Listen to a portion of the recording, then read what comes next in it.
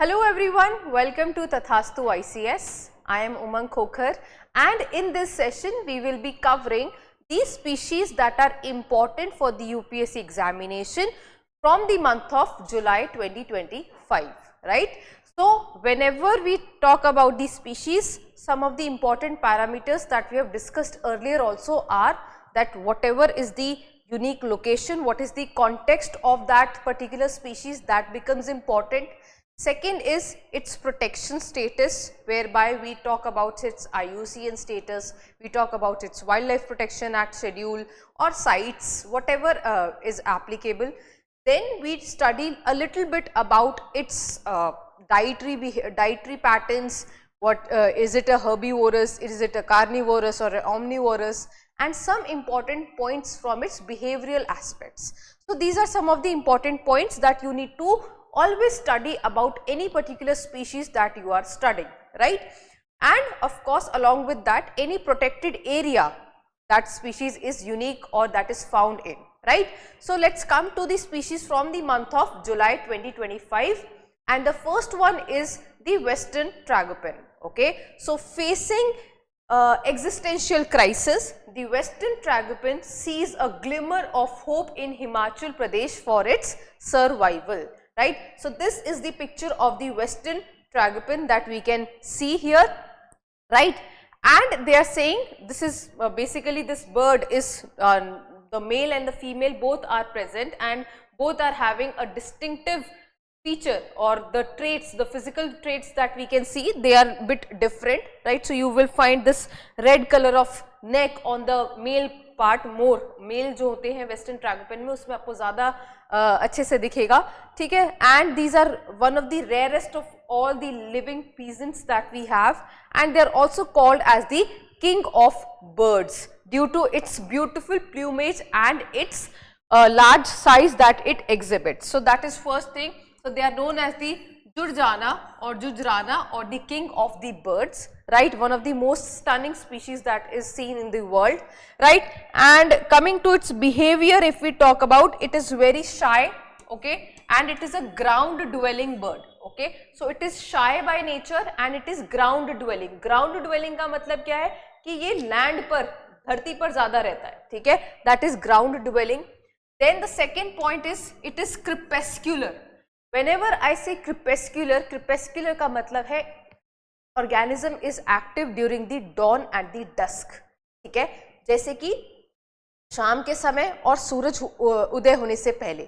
So, before sunrise and during the sunset time, this species is active. That is called, what is crepuscular, right. And it's one of the state bird, it's the state bird of Himachal Pradesh.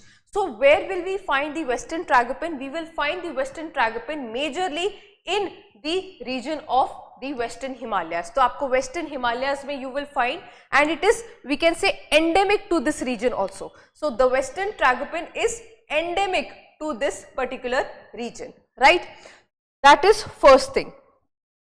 Endemic to the northwest Himalayas, distributed from Hazara in North Pakistan through Jammu and Kashmir and Himachal Pradesh to Western Garhwal, right. And the upper forest zone of the Great Himalayan National Park holds the world's largest known population. This becomes very important point. So, the highest or the largest population that we will find is in the world's, it's in the Great Himalayan National Park, right.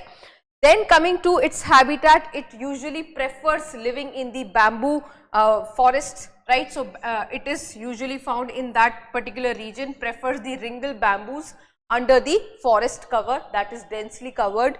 Then you will find it in the temperate and the subalpine forests. Of course, we can see the Western Himalayas, so we can understand what kind of region it is that. So, it will be covering temperate and the subalpine forest, right. Coming to its dietary behavior, it is omnivorous. Omnivorous matlab it will feed on both the plants also, and it will feed on some insects or small organisms. So, it is omnivorous by its diet, right. Coming to its IUCN status, very important, the IUCN status is vulnerable, okay. So, that is the IUCN status that becomes important, right. Breeding, usually it breeds during the month of May and June and it lays down 3 to 5 eggs which are concealed in the forest floor. So क्योंकि ये floor पर ही रहता है, forest मतलब जमीन पर रहने वाली bird है, तो इसका nest भी usually you will find it on the forest floor, right? So these are some of the important features about the western tragopan, right? Of course, males are the more, I would say, more beautiful in by the physical appearance that we can see compared to the females which are smaller in size. Okay, so that is about the western tragopan. Coming to the next species is the golden jackal.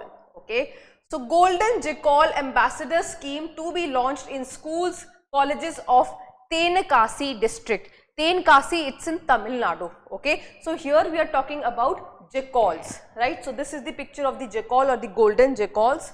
Coming to this creatures, first of all, IUCN status. So IUCN status is least concern. It is least concern, but of course that doesn't mean that we are not going to take care of it. So they are playing a very important role in the ecology and the environment and the ecosystem. So first of all, the IUCN status is least concern.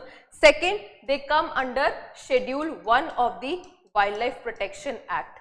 Schedule 1 में आते हैं, मतलब highest level of protection is being given. Third, they are coming under Appendix 3 of CITES. So CITES के Appendix 3 में आते हैं golden jackals. Now coming to the golden jackals, we also call them as the reed wolf. Okay, so that's also called the reed wolf. So it's the common jackal or the reed wolf, medium sized wolf like canid, right, and strictly nocturnal. Nocturnal meaning active during the night, diurnal meaning active during the day. So in the human inhabited areas, now see the behavior it is showing. Human inhabited areas में ये nocturnal है, रात में निकलेगा, and usually बाकी के partly time में it will be very diurnal in nature, right? It is diurnal meaning it will be active during the daytime. Digs the caverns for the shelters, right, or uses the rock crevices and abandoned burrows. अपने burrows जो भी abandoned areas होते हैं या rock crevices होते हैं, वहाँ पे ये अपना shelter बनाता है, ठीक है. Lives in mated pairs and strictly monogamous. Monogamous का meaning है having only one partner. Okay, so they live in pairs, okay, male and female, and they are monogamous meaning they are having only one partner in the lifetime. That is important. Then habitat, they are abundant in the valleys along the rivers, tributaries and low mountains. So they are abundantly available. You will find the jackals over and all in entire India आपको मिल जाएंगे, ठीक है. So अगर इनका distribution हम देखें तो we will find them in North and East Africa, Southeastern Europe, South Asia up to Myanmar, and they are the most widely distributed across India. So jackals is something, or jackal is the species that you will find widely distributed. आपको India में बहुत जगहों पर मिल जाएगा jackal easily. Himalayan foothills से लेकर आपको Western Ghats तक, ठीक है. So we cannot say that they are endemic to one particular region, right? Then their diet is again omnivorous and they are opportunistic forager. Foraging is the habit of going in search of food. That is called foraging activity. ठीक है, foraging, right? So they are omnivorous, मतलब they can eat both animals also, small animals, insects, and of course they can eat plants also, right? And opportunistic forager meaning they will find food whenever they get the opportunity, they will feed themselves, right? So they are always in search of food. So that is about the golden jackals. Coming to the next one, and one more point that is important about the jackals is the role that they play in the ecosystem. Now these jackals are very important because they are controlling the population of the rodents. They help in controlling the population of the rodents and also feeding on the carrion. Carrion is the dead bodies, okay, or dead remains of the animals. So they help in cleaning up the carrions, and of course they also help in regulating the population of the rodents. So that's the role the jackals are playing. Coming to the next one is the Bambusa tulda. So IIT Guwahati's team of researchers have given bamboo an automobile ready touch. So what they have done, they have basically combined the bamboo, that is the Bambusa teloda, with biodegradable polymers. उसके साथ polymers के साथ उसको integrate किया है so that they can make the fast growing Bambusa tulda or teloda, which has the potential applications in automobile and packaging industry. So the product of this combination will be utilized for making all these products which can be used by us instead of using plastics. So it's an alternative of the plastic that has been developed, right? So that becomes important, the commonly known as Bengal bamboo or the Indian timber bamboo, right? So that becomes important. Local names are Jati Bahan, that is in Assam, then Mritanga in Tripura, and spineless Indian bamboo. A fast growing and medium sized tropical clumbing bamboo species, right? Coming to its morphological features, of course, for example, the first one being the possesses short pachymorphi rhizomes. Rhizomes are basically small stems that are upcoming from the main stem, right? So that are the rhizomes that are coming, and that is why it grows very densely and clumsily, right? It can grow up to 20 meter in height with cum diameter of 5 to 10 centimeters, considered to be the most valuable multi-purpose bamboo species that we have. So this bamboo species is multi-purpose, we can utilize in different ways, right? Even if you don't remember these diameters, that's absolutely fine, okay? So you just need to know the major facts. It is multi-purpose in use, then it is requiring loamy soil and alluvial soil, meaning the soil should be usually fertile and it should be well drained for it to grow, this bamboo species. Native to the Indian subcontinent becomes very important, and Indochina, Tibet and the Yamuna belt region. And it is in India widely grown across the northeast India. तो north east India में widely आपको ये grow होता हुआ दिखेगा. Propagation हम इसका कर सकते हैं, we can do the by the means of vegetative propagation, whereby we can do utilize it by growing it by the seeds, we can utilize by growing the rhizome cuttings. वो जो rhizome जो main stem से निकल के आ रही है हम उनको भी यूटिलाइज कर सकते हैं ग्रो करने के लिए नए प्लांट को. We can use the culm cuttings, we can use the tissue culture. All of these can be the methods for cultivating the bamboo, right. Then coming to its usefulness, of course, extensively it is utilized in the paper industry. That is the first paper pulp industry. That is the first use for scaffolding, for construction works, for electronics, furniture, packaging industries. It is edible also. So जो इसके young shoots हैं, they are very edible. So we can eat them also, right? Fermented shoots जो हैं, they are further utilized and they are used for cholesterol lowering drugs. That is again one of the important points, and they are also planted in agroforestry as windbreaks around the farms. So we can see the variety of usage these bamboos are having. Okay, so that becomes important. You should have a rough idea that these all can be the advantages or the usefulness of this bamboo species. Okay, coming to the next one is the Allographa effusorica. Okay, I know this is a very different kind of a name, but what is it all about? It is basically a new lichen species reveals the ancient symbiosis in the Western Ghats. So it's basically a lichen. Okay? Now lichens are very important and they are playing a very important role in the environment, and this is also kept in mind by the UPSC also. It has oftenly asked questions on lichens, right? So there's a simple question again, 2014 का है, पुराना question है, but और भी questions हैं lichens पे पूछे हुए हैं. तो lichens which are capable of initiating ecological succession even on a bare rock are a symbiotic relationship between what?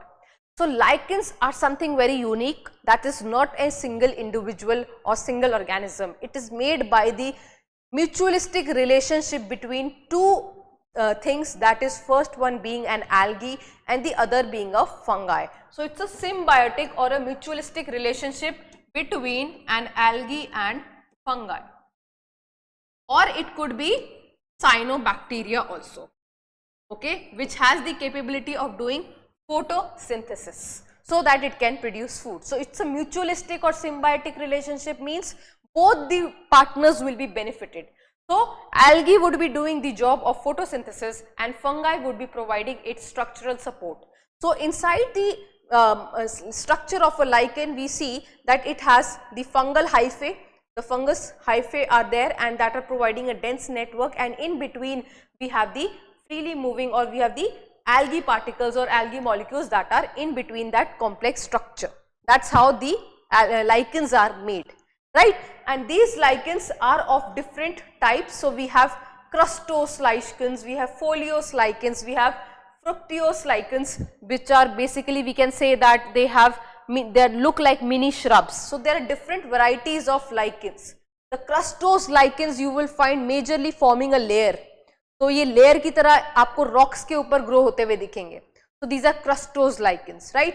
Then the fruticose lichens, you will find them as some small shrubs, and lichens are those that do not have any kind of a roots. यहाँ पे कोई root system या कोई root जैसा structure नहीं होता. So how do they get the nutrients? Whatever nutrients are required, they are getting directly from the atmosphere. So that is why they act as a bioindicator for air pollution, because they are very sensitive to the air quality, or I would say they are very sensitive to the air composition. So they act as bioindicators. That is the first thing. So whenever there is a change or there is an increase in the pollutant, if there is, for example, SO2 level has increased, so lichens की growth में आपको difference दिखेगा. Right, so they are very susceptible to the, sensitive to the pollutant level, so they will not be found in that region.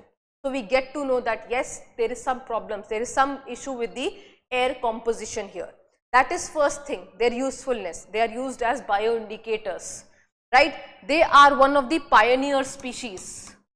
Pioneer species meaning they are the ones that will start or begin the ecological succession in a place. So they are the ones that will begin the ecological succession on a bare rock.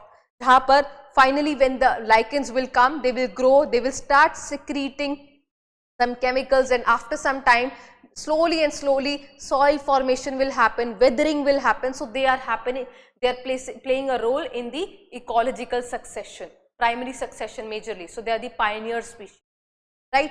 Third thing, third usefulness of the lichens. They are animals and certain organisms are dependent on lichens. For example, animals are dependent. For example, we have the musk deer. Now there are certain musk deer, the musk deer are feeding on the lichens, just like the reindeers feed on moss, which is also a pioneer species, right? So just like that, we have the certain species or certain animals which are feeding on the lichens. That is the example of the musk deer. Then there are lichens that are utilized by small animals like squirrels and other organisms for making their nests, for padding, for providing a padding in their nest. That is also the utilization of the lichens. Then the litmus test that we are doing.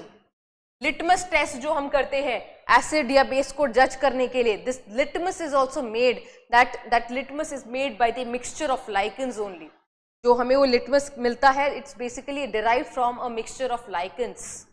That is the, again, a usefulness of the lichens. Then we also have lichens that are also utilized in making spices. Some of them are utilized for eating as spices, and some of them are also utilized for making perfumes. So lichens have a very wider usage, right? Kannauj के बहुत सारे famous perfumes जो हैं वो lichens से बनते हैं. तो lichens की बहुत सारे रोल है, बहुत सारी यूटिलिटी है, मेडिसिनल वैल्यूज भी है बहुत सारे lichens की. They are used for the treatment of asthma. They are used in the treatment of minor fractures also. So lichens becomes a very important species for you to remember, right? So lichens are basically what? They are a symbiotic relationship between, majorly we will say, an algae and a fungi, okay? And it can also be between a cyanobacteria and fungi. Cyanobacteria जिसको हम blue green algae बोलते हैं, it's not an algae, it's basically cyanobacteria, it's a bacteria only. And this cyanobacteria, when it is there, so certain lichens can also help in nitrogen fixation.